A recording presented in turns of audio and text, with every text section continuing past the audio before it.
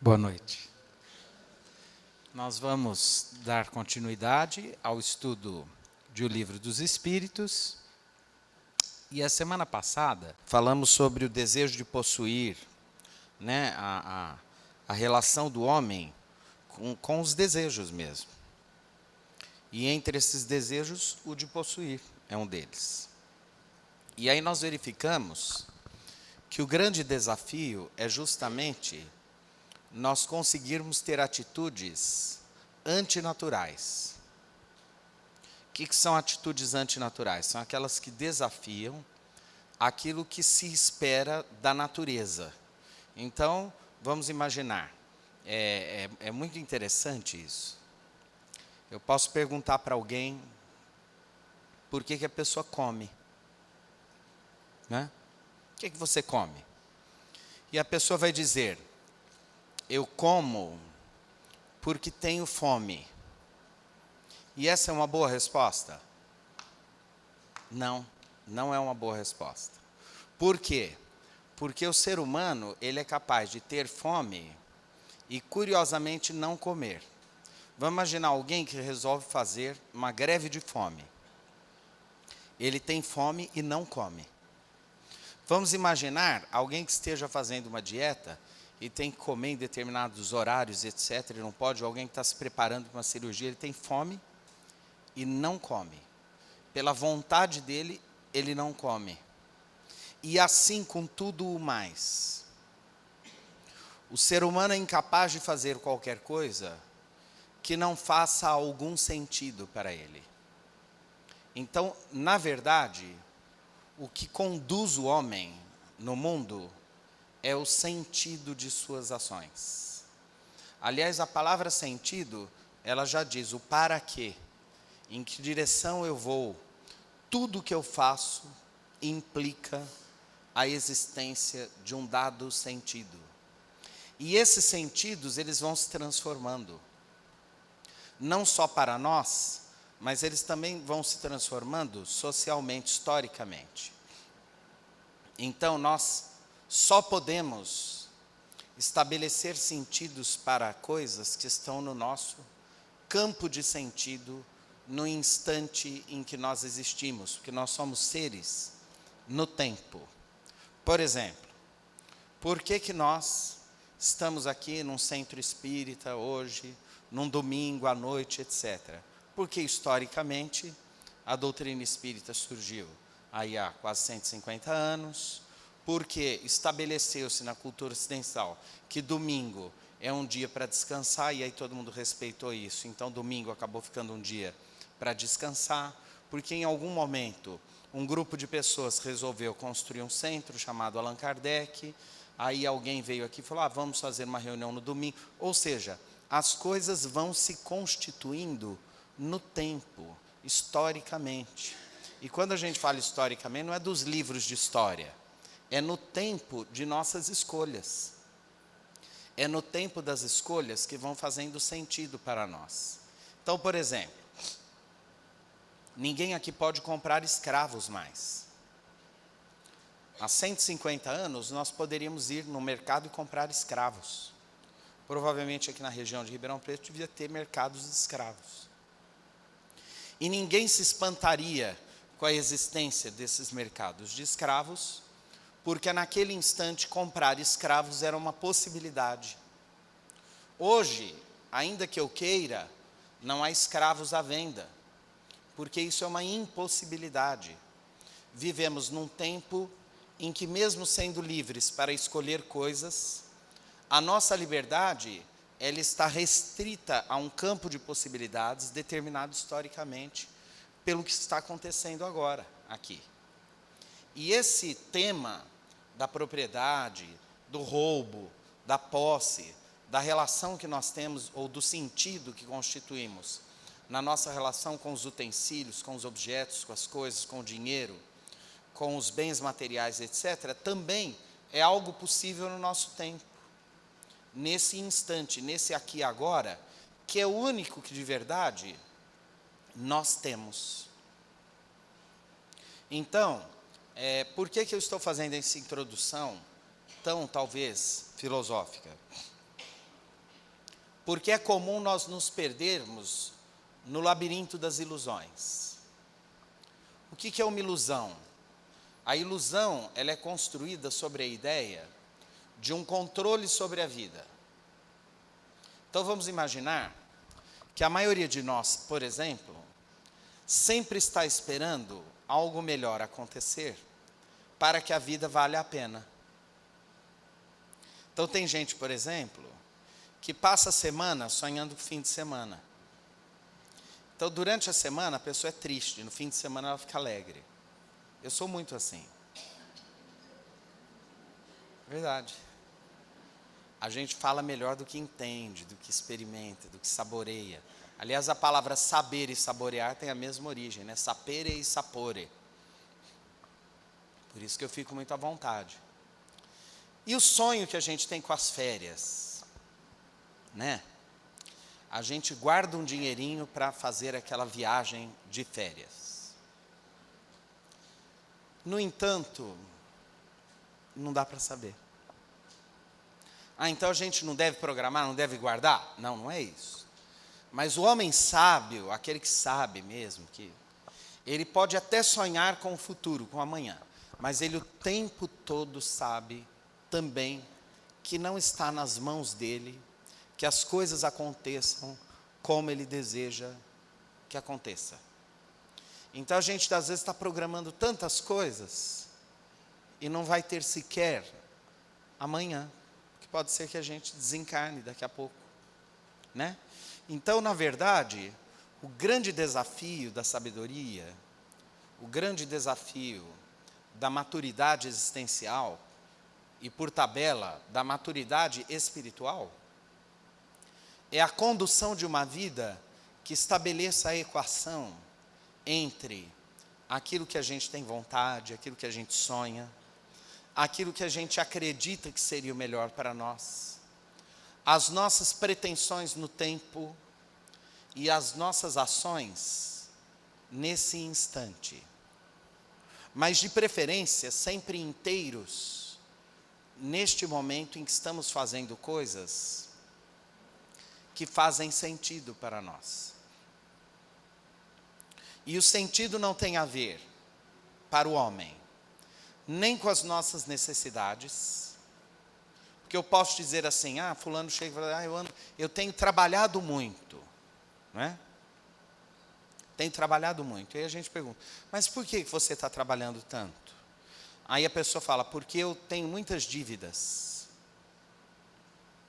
Isso também não é uma explicação.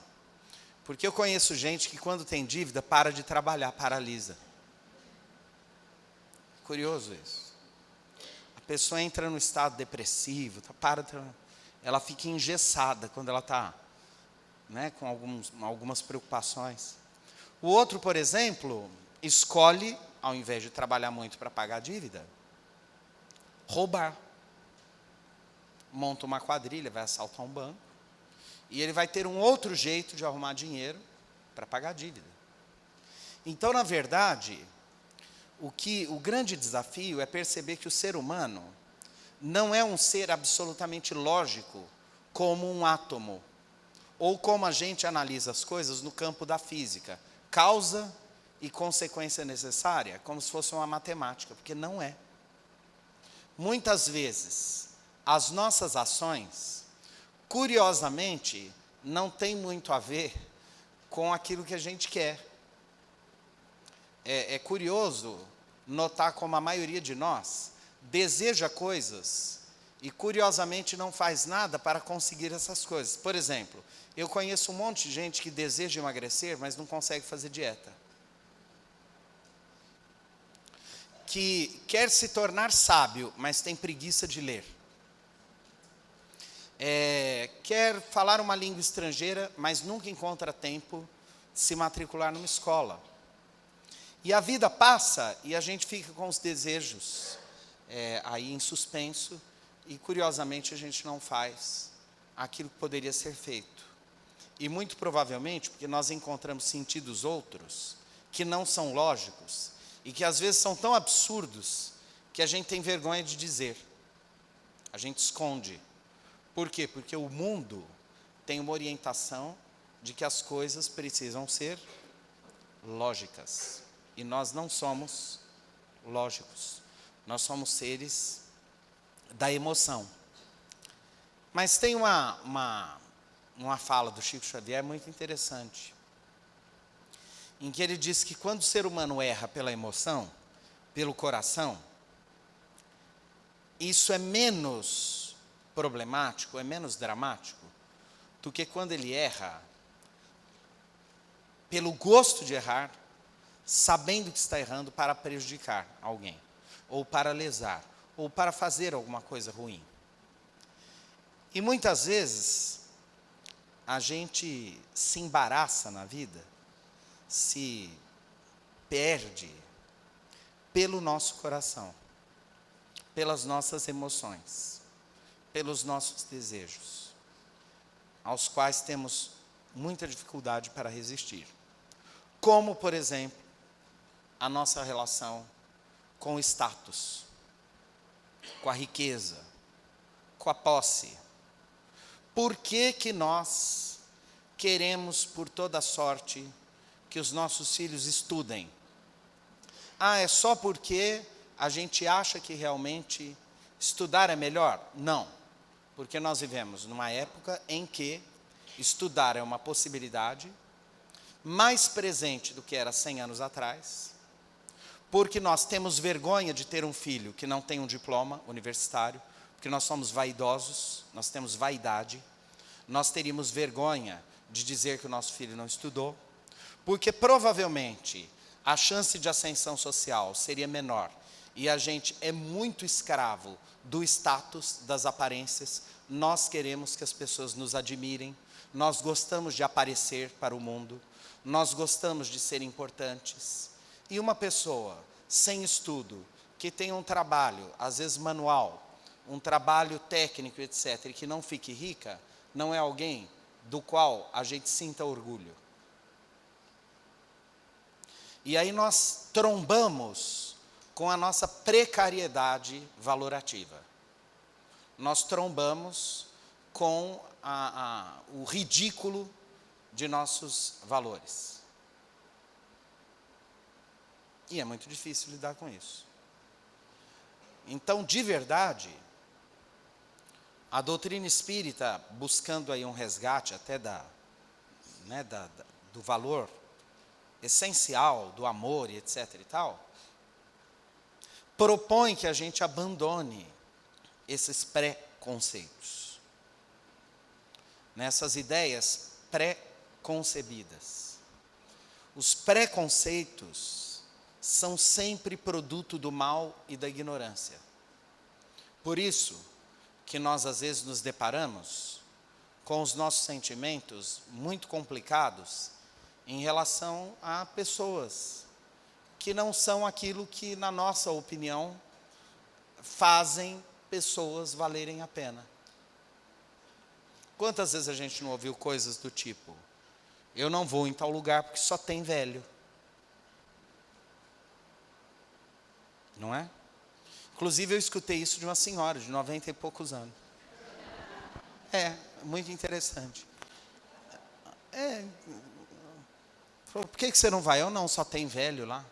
E aí a filha falou: mamãe, mas você é velha. Ela falou: mas eu não gosto de velho. Eu sou, mas não gosto. Aí a gente vê pessoas que não gostam de negros, que não gostam de gays, que não gostam de pobres, que não gostam de árabes, que não gostam de evangélicos, que não gostam, de deficientes, que não gostam de, de espíritas, de umbandistas, de japonês. Eu já não gosto de japonês. Já ouvi também. Eu conheci a senhora que não gostava de gordos. A neta dela, uma vez, arrumou um namorado, ela quase linchou a neta. Não gostava de gente gorda. Ele não gosta de careca. Ele não gosta. Nós estabelecemos repertórios biotípicos né, e estatutários para a gente gostar ou não, ou respeitar ou não pessoas, né? E a existência é essa experiência muito frágil. A qualquer momento nós podemos desencarnar. E para começar, espírito não tem sexo. Já começa aí. Tem espírito homem, espírito mulher? Não tem, né? Platão, quando falava dos andrógenos, por exemplo, falava de seres que não tinham, do mundo das ideias, né, que não tinham sexo, tinham gênero. Então, espírito não tem sexo. Espírito não tem cor. Espírito não tem condição econômica. Espírito não tem título universitário. E aí vocês vão falar, tá, mas a gente não vive no mundo espiritual. A gente vive no mundo material. Perfeito. Mas a proposta da doutrina é aproximar os valores do mundo aos valores espirituais a cada dia. Então, quanto mais parecida for a nossa experiência no mundo com uma experiência de espiritualidade, com uma experiência em que realmente aquilo que a gente tem ou não, os títulos que possuímos ou não, né, seja um detalhe, não seja aquilo que venha à frente daquilo que somos ou daquilo que conseguimos fazer, nós vamos estar muito afastados ainda da proposta do Cristo. Então, quanto mais nós nos apegamos a tudo isso, mais materializados nós somos. Quanto mais nós nos libertamos de tudo isso, mais espiritualizados nós somos. E isso não tem necessariamente a ver com práticas religiosas, com ir ou não a um centro espírita, a uma igreja, ou a um templo, com ter um título de espírita ou católico, tem a ver com as nossas posturas afetivas, morais, éticas e espirituais diante da vida e do outro, do próximo. Quando José Saramago escreve o Ensaio sobre a Cegueira, ele estabelece uma alegoria muito interessante. O que aconteceria se de repente todo mundo ficasse cego? Que valor teria, por exemplo, a nossa aparência, a nossa cor, o carro que a gente chega, a roupa que a gente veste, né? Passaria a ter que importância? O nosso aspecto, nossa altura, nosso peso, teria que importância numa humanidade cega, que tivesse acesso apenas à linguagem, à voz das pessoas e ao conteúdo desta linguagem, a mensagem que elas seriam capazes de emitir. Como seria esse mundo? Que transformações esse mundo assistiria? Mais que isso, eu ouço muito coisas do tipo, as pessoas têm que fazer o que gostam. Mentira também. Isso seria uma sociedade de gente mimada, infantil. Tudo bem que as pessoas não precisam fazer o que não gostam, mas elas também não precisam fazer só o que gostam. Se todo mundo no mundo for fazer só o que gosta, a pergunta é, quem vai recolher o lixo e limpar o chão?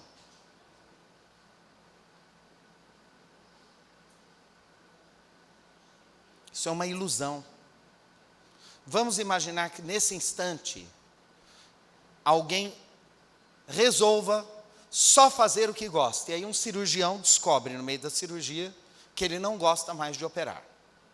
E deixa lá, o sujeito aberto, sai da sala de cirurgia, fala, eu ouvi um sujeito que falou que o tempo é curto, a vida é curta, e a gente tem que fazer o que gosta, e eu descobri que não gosta de operar. E ele vai embora. Vamos imaginar isso. De repente, o motorista que está conduzindo alguém para uma emergência descobre que não gosta de dirigir. Vamos imaginar que se todo mundo resolver ser artista, quem vai plantar o feijão, o arroz, colher, produzir o óleo, beneficiar o café, produzir roupa, óculos, cortar as flores, purificar a água, fazer o serviço de infraestrutura. O mundo, a vida, não acontecem por causa de pessoas que fazem o que gostam. O mundo só existe, as coisas só acontecem porque as pessoas fazem o que é preciso ser feito de forma adulta, independente de gostarem ou não. E isso se chama responsabilidade diante da vida. Eu sou muito infeliz fazendo o que eu faço. Ok, existe uma outra opção? Vá. Não tem. Serve para alguma coisa? Serve. Você paga as suas contas desse jeito? Sim. Continue fazendo o melhor possível. Outra coisa.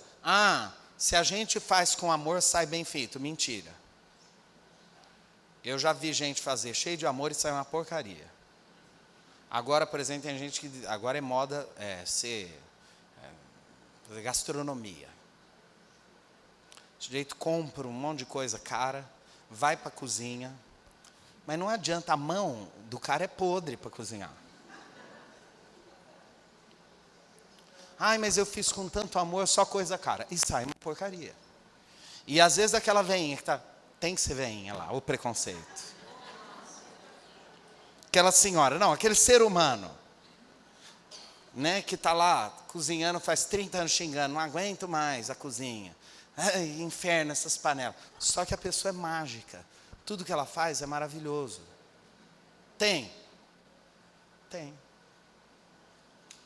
Agora, dá raiva mesmo quando a gente não consegue ser bom naquilo que gosta. E aí é um recado de Deus. Qual? Não é para você por enquanto. Gente que quer cantar, mas é desafinada. Mas tem que ter caridade. Não. Tem que falar, minha filha, para de cantar. Em nome de Jesus. Se Deus não te deu afinação, é porque Ele não quer que você cante. O que você faz bem? Eu danço, vamos dançar. Eu escrevo, vamos escrever. Mas só para mim? Pode, para você e para as pessoas que te amam. Que não é meu caso, meu bem.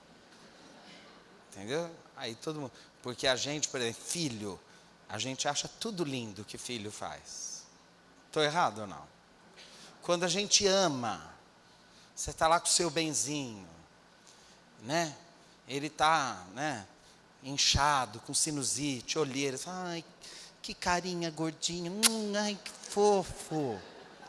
Por isso que o apóstolo Paulo disse que o amor cobre a multidão de pecados. Verdade? Verdade. O amor tinge tudo? Tinge. Né? Muito bem. Estou fazendo uma introdução para nos preparar para uma finalização domingo que vem. Eu vou finalizar esse item do Livro dos Espíritos sobre a nossa relação com a propriedade, com as coisas do mundo. De verdade, tem gente que é tão pobre, tão pobre, tão pobre, que a única coisa que tem é dinheiro. Então, se você tirar o dinheiro da pessoa, ela é tão precária, tão pobre, que não sobra nada. Tão pobre, que a única coisa que ela tem é dinheiro. Né? No Livro dos Espíritos está aqui. Qual é o caráter da propriedade legítima? Questão 884. Só há uma propriedade legítima, a que foi adquirida sem prejuízo para os outros. Tem muitas propriedades legítimas por aí? Tem. Provavelmente, aquilo que muitos de nós temos, que adquirimos, é legítimo, porque foi adquirido com o suor do nosso trabalho. Isso é legítimo? Algum problema? Nenhum. Quando começa o problema? Quando eu começo a projetar sobre isso todos os sentidos da minha vida. Então, na verdade, eu começo a me empobrecer de sentido, porque o único sentido é adquirir, ter, possuir a grana, comprar e etc. E nós vamos ver que Allan Kardec acrescenta na resposta dessa questão um pequeno adendo falando sobre a lei do amor. como conviver com isso sem perder o amor, a capacidade de amar. Mas não adianta amar o cofre, é amar o outro e usar isso na expressão desse amor de alguma forma, tá bom? E nós estamos recebendo hoje a visita de uma pessoa muito querida, que é a Dona Ondina, que está lá no fundinho, olha lá. Dona Ondina é trabalhadora da casa, me disse que está com 90 anos. Né? Esposa do seu João, já desencarnado, foi trabalhador também aqui da casa e são fundadores do Centro Espírita Anjo Ismael, que é aqui na nossa Vila Tibério, e cujos fundadores formaram esse grupo aqui dentro do Centro Espírita Allan Kardec. Depois as reuniões começaram na casa do seu João e da Dona Ondina, e é uma alegria, um carinho, prazer muito grande tê-la aqui. Viu, Dona Ondina, com o seu neto, né, que veio nos visitar também. São pessoas queridas, uma amizade de família aí de mais de 70 anos, né, Dona Ondina? Com a minha avó, né? Então, assim, essas coisas antigas, né? Dona Ondina viu meu pai nascer, me viu nascer, e está aí conosco, forte, lúcida, e leve com a senhora nosso carinho, nossa gratidão, viu? Um beijo na sua alma e do seu João, tá bom?